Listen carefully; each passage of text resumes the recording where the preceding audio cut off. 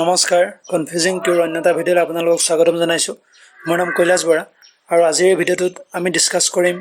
আসাম হিষ্ট্ৰীৰ ওপৰত 100টা important MCQs আৰু এই ভিডিঅ'টোত টোটেল 3টা পাৰ্ট হ'ব আজিৰ ভিডিঅ'টোত 30টা কুৱেশ্যন ৰখা হৈছে বাকি কুৱেশ্যনসমূহ আৰু দুটা পাৰ্টত আপোনালোকলৈ আগবঢ়াই দিম সো ভিডিঅ'টো অতি ইম্পৰ্টেণ্ট হ'ব যিসকল এছপাৰেণ্টছে আগন্তুক আহি থকা Assam police Assam forest excise আদি বিভিন্ন পৰীক্ষাত গভৰ্ণমেণ্ট এক্সামত অৱতীৰ্ণ হ'ম বুলি ভাবিছে সো যদি ভিডিঅ'টো ভাল পায় নিজৰ বন্ধু বান্ধৱীৰ সৈতে শ্বেয়াৰ কৰি দিব আৰু যদি ভিডিঅ'টোৰ PDF লাগে তেন্তে ডেছক্ৰিপশ্যনত টেলিগ্ৰাম চেনেলৰ লিংক দিয়া হৈছে তাত ক্লিক কৰি আপোনালোকে টেলিগ্ৰাম চেনেলটো জইন কৰিব পাৰিব আৰু তাতে আমাৰ PDFটো প্ৰভাইড কৰা হ'ব বেছি পলম নকৰি আহক আজি ভিডিঅ'টো আৰম্ভ কৰোঁ সো প্ৰথম কুৱেশ্যনটো হৈছে in which hill top the Kamakhya temple is located কোনটো পাহাৰৰ শিখৰত কামাখ্যা মন্দিৰ অৱস্থিত অপশ্যনবোৰ দেখিছে জয়ন্তীয়া পাহাৰ নীলাচল পাহাৰ চিত্ৰাচল পাহাৰ সন্ধ্যাচল পাহাৰ সো শুদ্ধ আনসাৰটো হ'ব অপশ্যন বি নীলাচল পাহাৰৰ ওপৰত কামাখ্যা মন্দিৰ অৱস্থিত next question number 2 the Kamakhya temple was rebuild during the reign of which Koch king তো কোনজন কোচ ৰজাৰ ৰাজত্বকালত কামাখ্যা মন্দিৰ পুনৰ নিৰ্মাণ কৰা হৈছিল বিশ্বসিংহ নৰনাৰায়ণ ৰঘুদেৱ চিলাৰায় সো শুদ্ধ অপশ্যনটো হৈছে option B Naranarayan next question number 3 the Hayagriva Madhava temple of Hazu is located on which hill? So Hazur Hoygrib Madhav Mandir কোনটো পাহাৰত অৱস্থিত অপশ্যনবোৰ হৈছে মণিকুট পাহাৰ নীলাচল পাহাৰ চিত্ৰাচল পাহাৰ সন্ধ্যাচল পাহাৰ শুদ্ধ অপশ্যনটো হৈছে অপশ্যন এ মণিকুট পাহাৰ মণিকুট হিলৰ ওপৰত হাজোৰ হয়গ্ৰীব মাধৱ মন্দিৰটো অৱস্থিত next question number 4 in which month Ambubachi Mela is celebrated in the Kamakhya temple চ' কামাখ্যা মন্দিৰত যি অম্বুবাচী মেলা পালন কৰা হয় সো কোনটো মাহত পালন কৰা হয় অম্বুবাচী মেলা পালন কৰা হয় আহাৰ মাহত option C next question number 5 in which place of Assam there is a confluence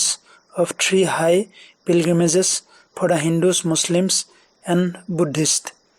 so অসমৰ কোন স্থানত হিন্দু মুছলমান বৌদ্ধসকলৰ বাবে তিনিটা উচ্চ তীৰ্থযাত্ৰাৰ সংগমস্থলী অৰ্থাৎ এই তিনিওটা ধৰ্মৰে লোক এই ঠাইলৈ আহে সো শুদ্ধ অপশ্যনটো হৈছে হাজোৰ যি পুৱামক্কা আছে তাত তিনিওটা ধৰ্মৰে সংগমস্থলী বুলি গণ্য কৰা হয় question number 6 during the reign of which of the following king the temple of Navagraha was build তলৰ কোনজন ৰজাৰ ৰাজত্বকালত নৱগ্ৰহ মন্দিৰ নিৰ্মাণ কৰা হৈছিল চ' শুদ্ধ উত্তৰটো হৈছে অপশ্যন এ ৰাজেশ্বৰ সিংহ চ' মই অপশ্যনকেইটা পঢ়ি নাথাকোঁ অকল শুদ্ধটো কৈ দিম অপশ্যনকেইটা আপোনালোকে চাই ল'ব নেক্সট আহিলে question number 7 the Madan Kamdev temple was build during the reign of which dynasty reign চ' মদন কামদেৱ মন্দিৰ নিৰ্মাণ কৰা হৈছিল কোন বংশৰ ৰাজত্বকালত শুদ্ধ উত্তৰটো হৈছে অপশ্যন চি পাল বংশৰ ৰাজত্বকালত মদন কামদেৱ মন্দিৰ নিৰ্মাণ কৰা হৈছিল next question number 8 in which place Sankardeva establish the first Namghar শংকৰদেৱে অসমত যি নামঘৰ প্ৰতিষ্ঠা কৰিছিলে প্ৰথমবাৰ কোন স্থানত এই প্ৰতিষ্ঠা কৰিছিলে নামঘৰ চ' শুদ্ধ উত্তৰটো হ'ব এ বৰদোৱাত শংকৰদেৱে প্ৰথম নামঘৰ স্থাপন কৰিছিল next question number 9 which language was used by Sankardeva to write Borgeet শংকৰদেৱে বৰগীতসমূহ কি ভাষাত লিখিছিল শংকৰদেৱে বৰগীতসমূহ অপশ্যন চি ব্ৰজাৱলী ভাষাত লিখিছিল next question Kirtan Ghosha is written by home Kirtan Ghosha কোনে লিখিছিল অপশ্যনসমূহৰ ভিতৰত শুদ্ধ অপশ্যনটো হ'ব option C Srimanta Sankardev next question number 11 Namghosha was written by whom Namghosha কোনে লিখিছিল চ' নামঘোষা লিখিছিল মাধৱদেৱে option B next question number 12 Srimanta Sankardev was able to establish Ek Sharan Naam Dharma during which king's rule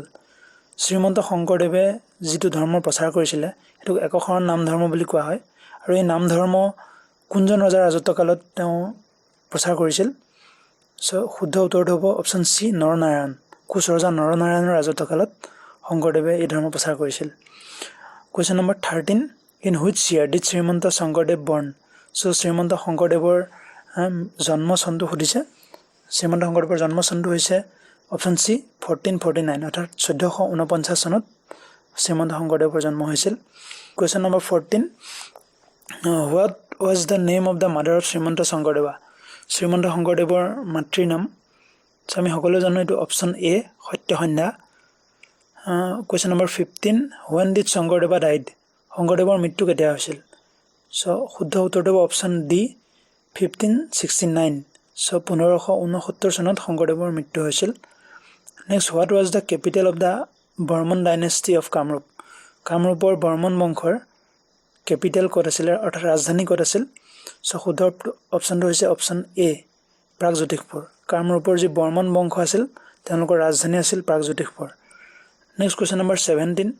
in ancient Kamrup Brahmodeo land was gifted to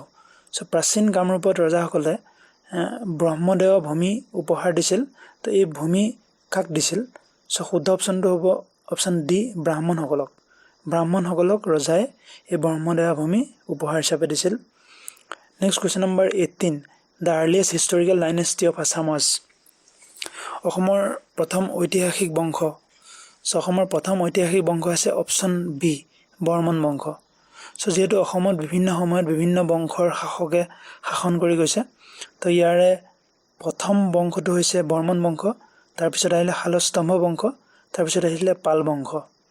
who established the Burman dynasty in Assam so অসমত বৰ্মন বংশৰ প্ৰতিষ্ঠাপনা কৰিছিল option সি correct Pushya বৰ্মনে অসমত বৰ্মন বংশ প্ৰতিষ্ঠা কৰিছিল next question number 19 who is the founder of Pal dynasty so পাল বংশৰ প্ৰতিষ্ঠাপক কোন এখিনে কৈ থওঁ যে পাল বংশ যদি অসমৰ ক্ষেত্ৰত খুদে তেন্তে হ'ব শুদ্ধ অপশনটো হ'ব অপশন এ ব্ৰহ্মপাল কিন্তু গোটে ভাৰতবৰ্ষৰ ক্ষেত্ৰত খুদিলে পাল বংশৰ প্ৰতিষ্ঠাতা হ'ব গোপাল ইয়াত এটো অসমৰ কথা খোদা হৈছে সো ইয়াৰ শুদ্ধ অপশনটো হ'ব ব্ৰহ্মপাল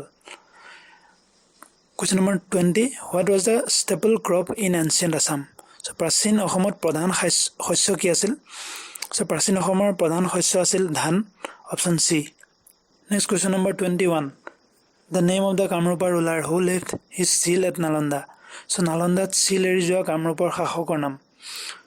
so নালন্দাত seal এৰি যোৱা কামৰূপৰ শাসকৰ নাম অপশন সি ভাস্কৰ বৰ্মন question number 22 কুমাৰ ৰজা title was given to so Kumar ৰজা উপাধি কোনজন শাসক দিয়া হৈছিল so শুদ্ধ অপশনটো হৈছে অপশন এ ভাস্কৰ বৰ্মনক কুমাৰ ৰজা বুলি কোৱা হয় next question number 23 who was the last ruler of the Khen dynasty so Khen বংশৰ শেষ শাসক কোন Khen বংশৰ শেষ শাসক হৈছে অপশন সি নীলাম্বৰ হৈছে Khen বংশৰ শেষ শাসক কিন্তু কৈ থওঁ যে Khen বংশৰ প্ৰতিষ্ঠাপক কোন Khen বংশৰ প্ৰতিষ্ঠাপক হৈছে Niladhwaj question number 24 who was the first king of the Kush dynasty so Kush বংশৰ প্ৰথম ৰজা কোন আছিল Kush বংশৰ প্ৰথম ৰজা আছিল Biswa Singha option C question number 25 who introduced a silver coin named Narayani during his rule so Narayani নামৰ ৰূপৰ মুদ্ৰা কোনে প্ৰৱৰ্তন কৰিছিল ইয়াৰ শুদ্ধ অপশনটো অপশন বি নৰনাৰায়ণে তেওঁৰ শাসনকালত নাৰায়ণী নামৰ এক ৰূপৰ মুদ্ৰা প্ৰৱৰ্তন কৰিছিল next question number 26 who was the first ruler of the Kush Hazu division of the Kush dynasty so Kush বংশৰ যি Kush ৰাজ্য আছিল Kush ৰাজ্যৰ যি Kush Hazu অংশ আছিল তাৰ প্ৰথম শাসক কোন আছিল শুদ্ধ অপশনটো অপশন সি ৰঘুদেৱ নাৰায়ণ সখিনি কওঁ যে Kush ৰাজ্য